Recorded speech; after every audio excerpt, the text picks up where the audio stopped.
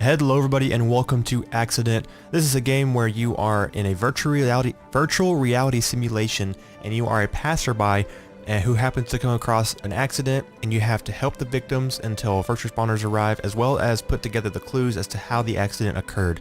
I saw a few videos on this game and thought it looked pretty cool, and I looked on Steam and it was on sale, just so happened to be on sale, so I purchased it and here we are. So like I said, you had this virtual reality headset and you put it on and you are in a sim of an accident that you come across to solve the issue or solve the reason why it happened, as well as help the victims. So we have our accidents here and we're going to Fatal Error, province of Teramo, Italy, September 4th, 2012, 5:20 in the afternoon. Felice Giordano is the first responder. Aristo Forenti, I'm not even going to attempt to pronounce those names. If any of you are Italian, forgive me, but I am not even going to try. So we're going to go ahead and start this one. Oh gosh, almost got hit by a semi. Okay, so we're in it now, and we are just cruising along. The beautiful Italy. I've never been to Italy. I would love to go though. Look at these interior textures. It actually looks pretty good. Not that bad. Oh shoot, what happened here? Okay, we got a car off the road there. We got two cars back there. And okay, we're gonna go ahead and call the emergency services.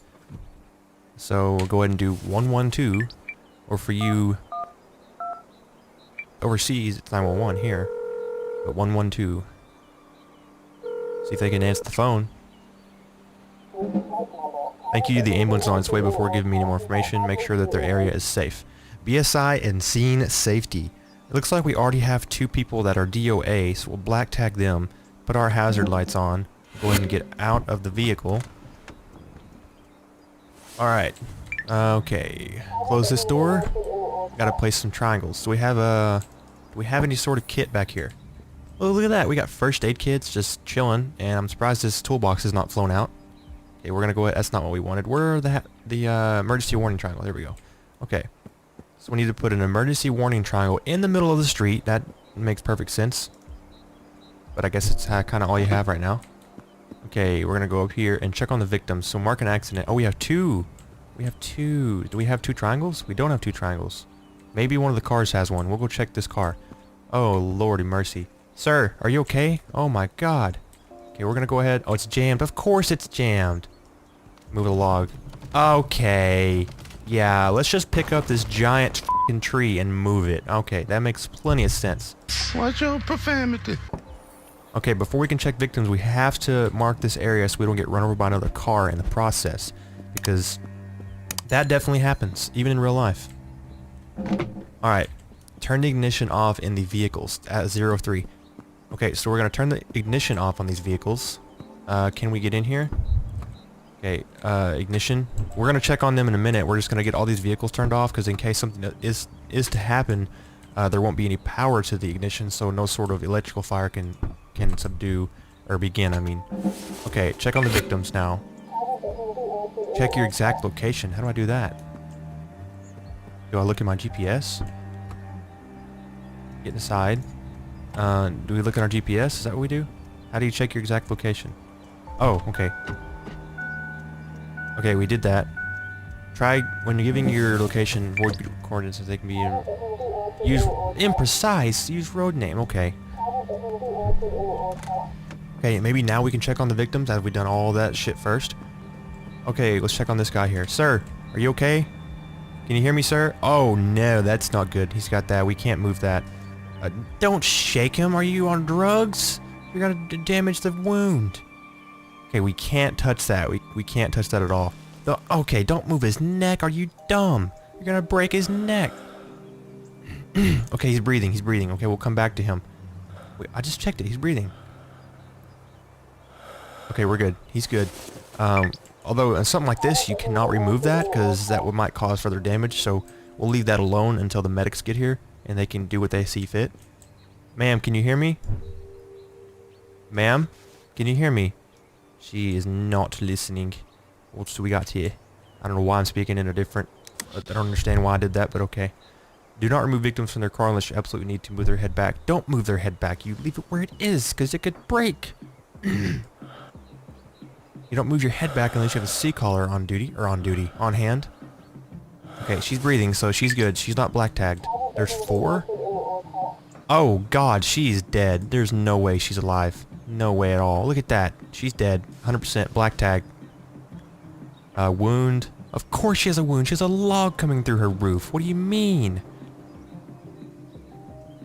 Are we good? Okay. Yeah, let's go ahead and just move her neck too, since it's obviously broken. Okay, she's dead. She's a black tag. Yeah, there's nothing you can do. She's a black tag. You gotta get the people that are... Like, in a real life situation, and something like this is considered a triage situation, so you would black tag, which a black tag basically tells any other first responders that this person is dead and there's no need to waste your time, which that might sound terrible, but it's the truth. When you have somebody that you can't really do much with, you have to black tag them. Okay, they're both dead. There's nothing we can do for them. Okay, help the victims. This is locked, okay. We're gonna start with her. What can we do with her? Nothing? Okay, we'll start with him then. Help the victims. Something sharp needed. He's having a branch, cut it down, dress the wound around it, but not pull it out of the wound. It's very important. Well, duh, it's very important. You don't pull anything out of a wound like that. Do we have any cutting tools? A utility knife just sitting there. Okay. Alright. We'll just cut this with a utility knife. Yeah. The freaking box blade is gonna cut this branch off. Seems legit. Yeah, just slice right through it. Okay. Whatever. Put on gloves. First aid kit. BSI seemed safe. We should have put gloves on in the first place, but you know what they say. We need some scissors, and we're going to need some trauma dressing. Looks like we have some sterile gauze here. But we're going to cut his shirt off. This is very important when you're putting on dressing. You need to cut their shirt to expose the wound. In this situation, you would probably cut his entire shirt all the way down to his torso line there, just to expose the entire chest. And first, you would take the seatbelt off. Pick up the dressing. We would want to clean the wound and dress the wound, apply pressure, and there we go. Tape it down. Oh, they're already here. We didn't even get to check on Miss Lady here. She's just there with her mouth open, just sitting there. First responders are here. Oh, they've taken the victims. Did they put all of them in that ambulance? Wow, I'm impressed. I'm impressed. They fit all of them in that little bitty tiny European ambulance. Gather the clues. Put the events in the correct order by pressing F. Okay, we got a pamphlet. Unsecured. Oh, we passed a trailer with logs on it, and this is probably what happened. They fell off. Okay, so we have skid marks. Aristo turns away from the accident but loses control and hits a tree. That is unfortunate. Is there anything else back here that's... Close my trunk. We don't need that anymore. Is there anything else back here that we could probably use? I don't think so. No. Okay. We're gonna keep looking up here and see what we can find up here. Oh, broken barrier. Irrelevant my ass! They went right through the broken barrier. What do you mean? Let's see. A branch. That's a clue. A loose branch gets stuck in the compact car's wheel, making it impossible to turn. Now, how do you figure? How do you figure that's what caused it? She could have hit the car and a branch would have, like, flown from here and landed inside of her wheel. I mean, anything could have happened. You know what I mean? A log. One of the logs smashed into the car behind. No shit. You don't say. That's what happened? No way. Can I click on this from this far? No, I can't. What else do we have? We have all the clues already. So, what is this? A road sign. That's an irrelevant thing. I guess road signs aren't important nowadays. Okay, so we're going to gather the evidence. So, unsecured logs fall off the trailer. I'm going to say that's number 1 because unsecured logs fall off the trailer. Okay, so, one of the logs gets... Maybe, I don't know if he does this first and then she hits the log. These two can be either one. I would assume it'd be in that order. And then she runs into the accident that's already happened. So we're going to say that one is the one. No? Okay, so we switch these two, right? Apparently that's wrong. No? What? Is there more? Unsecured logs fall off the trailer. One of the logs smashes into the car behind. Oh, okay, I'm dumb. This is how it is. There we go. One of the logs smashes into the car behind. A loose branch gets stuck into the compact car's wheel, making it impossible to turn. And then he tries to avoid the accident, which is dumb. You don't do that. And loses control and hits a tree.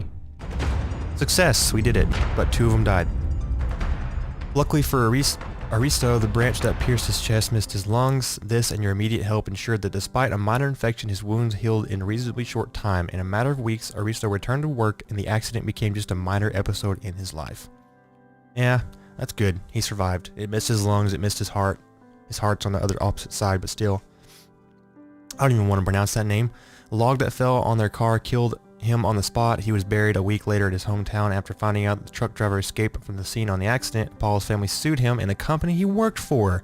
After a prolonged legal battle, they won enough money to pay for his orphan child's college. There it is. Sued the hell out of that guy. I'm not even going to pronounce her name either. Just like her husband, Rufina died the moment the log fell on their car. They were buried together by their family. Her son, Renzo, is 9 years old at the time, was raised by his godfather and his family, and later in his life became a paramedic. Oh, look at that. These are just so cliche.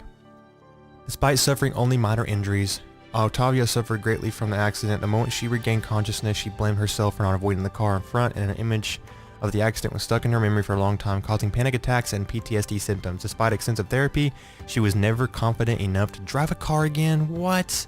She never drives again. There it is. There we go. Okay, so we had 2 survive and 2 dead. End of scenario. Alright. Well, there is how that game works. It's kind of interesting how they have things set up. It's all virtual reality, so actually kind of cool. So I'm going to go ahead and end the episode right there. If you guys did enjoy and you'd like to see more of the accident, just let me know down below. Don't forget to leave a like and hit that subscribe button with the notification bell, and that way you don't miss out on some future videos. So I thank you guys for joining me on this episode of Accident, and we'll see you next time. Take care.